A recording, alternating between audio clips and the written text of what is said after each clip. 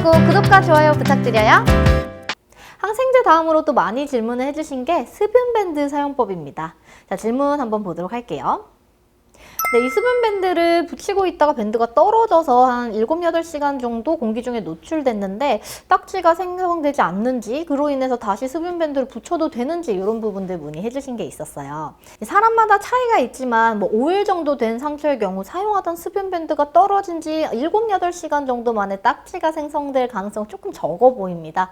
아직 딱지가 앉기 전이라면 당연히 다시 수분밴드를 이어서 사용해 주시면 되고요. 만약 이미 딱지가 앉은 경우라면 사실 딱지가 앉기 전보다는 수분밴드 효과가 떨어질 수는 있지만 그렇다고 사용하면 안 된다라는 것은 아닙니다. 이 딱지 위에 수분밴드를 붙이면 딱지가 서서히 녹으면서 다시 하얗게 부풀어 오를 거예요. 그래서 다만 이 딱지가 앉은 후에는 딱지를 그대로 둔 채로 뭐 재생연고 같은 걸 바르면서 딱지 앉은 상처 부위를 최대한 촉촉하게 관리하는 방법도 있으니까요. 수분밴드와 연고 관리 중에 내가 좀 더 편한 방법으로 선택하시면 되겠습니다. 네, 다음 질문으로는 이 피부과에서 그 켈로이드 때문에 레이저 시술 받은 이후에도 수분밴드가 도움이 될지, 그리고 10년이 넘은 흉터에도 이 실리콘 겔 시트와 같은 흉터 치료제가 효과가 있을지 여쭤보셨는데요. 사실 레이저 치료의 범위나 종류에 따라서 차이가 좀 있을 수는 있지만 일반적으로 이 켈로이드 제거를 위해서 레이저 시술 직후에는 수분밴드 사용하시는 것을 권장드립니다. 특히 평소 좀 켈로이드가 잘 생기는 체질이셨던 거라면 이 시술 직후, 그러니까 말하자면 레이저로 새로운 상처를 만들어낸 직후부터 약 3주간, 좀 더 정확하게는 빨간 새살이 생성돼서 이 아물 때까지는요 수분밴드로 관리를 해주시고, 그 이후에는 실리콘 겔 성분의 흉터 연고나 말씀하신 실리콘 겔 시트 등을 이용하셔서 약 3달에서 길게는 좀 6개월 정도까지 흉터 관리를 해주시면 보다 도움이 될 수 있겠습니다. 그리고 이 10년 넘은 흉터의 경우는요, 사실 이 실리콘 겔 시트의 효과가 기대치에 미치지 못할 가능성이 큽니다. 자, 일반적으로는 우리가 생긴 지 3년 이내의 흉터를 좀 많이 안내드리는데요. 흉터 중에서도 착색된 흉터나 이렇게 움푹 패인 흉터에는 또 이 실리콘 겔 시트가 도움이 되지 않을 수 있어요. 그래서 흉터의 종류도 한번 체크해 보시면 좋겠습니다. 자, 그리고 처방전에 대한 질문도 있었는데요. 이 본인 보관용 처방전도 유효기간이 있는지 물어보신 분이 계셨어요. 이 결론부터 말하자면요. 이 본인 보관용 처방전은 타 기관에 제출할 것이 아니고 본인이 기록용으로 보관하고 있는 것이라서 특별히 유효기간이 없습니다.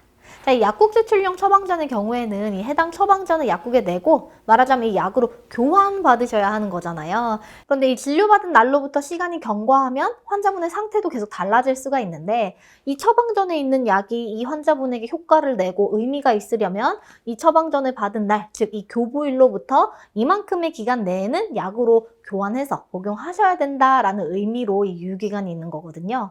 이 본인 보관용 처방전은 약국에서 약을 조제받기 위해서 사용되는 처방전이 아니라 단순히 이 개인의 기록을 소장하는 것이기 때문에요. 장기 보관도 전혀 문제 없습니다.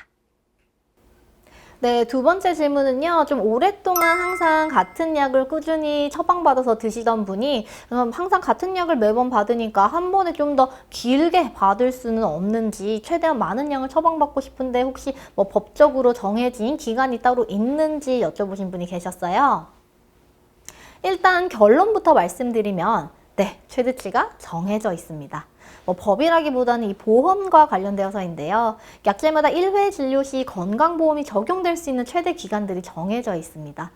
근데 이 기간은 이 같은 약이라도 환자분의 상태, 즉 진단명이나 혹은 또 개인 병원에서 처방을 받으셨는지 아니면 대학병원에서 처방을 받으셨는지와 같이 이 처방받는 병원의 종류에 따라서도 좀 차이가 있을 수 있습니다. 그래서 만약 좀 더 장기간의 약이 필요하다면 의사 선생님과 상의하에 이 보험이 적용되지 않는 비급여로 처방을 더 받으실 수도 있긴 한데요. 이 건강보험이 적용되면 전체 약제비에서 30%만 환자분이 부담하고 이 나머지는 건강보험공단, 즉 이 나라에서 부담을 해주게 됩니다. 그래서 우리가 막 매달 건강보험료 내잖아요.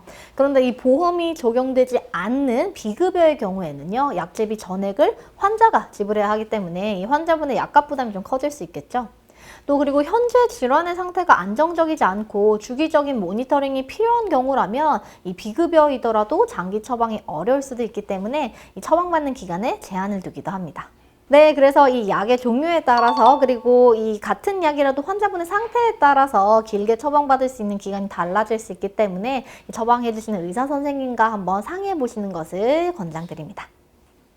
네, 오늘의 약제시, 이 약제시 시즌 3, 4를 진행하면서 그동안 들어왔던 질문에 대한 답을 하는 시간을 가져봤습니다.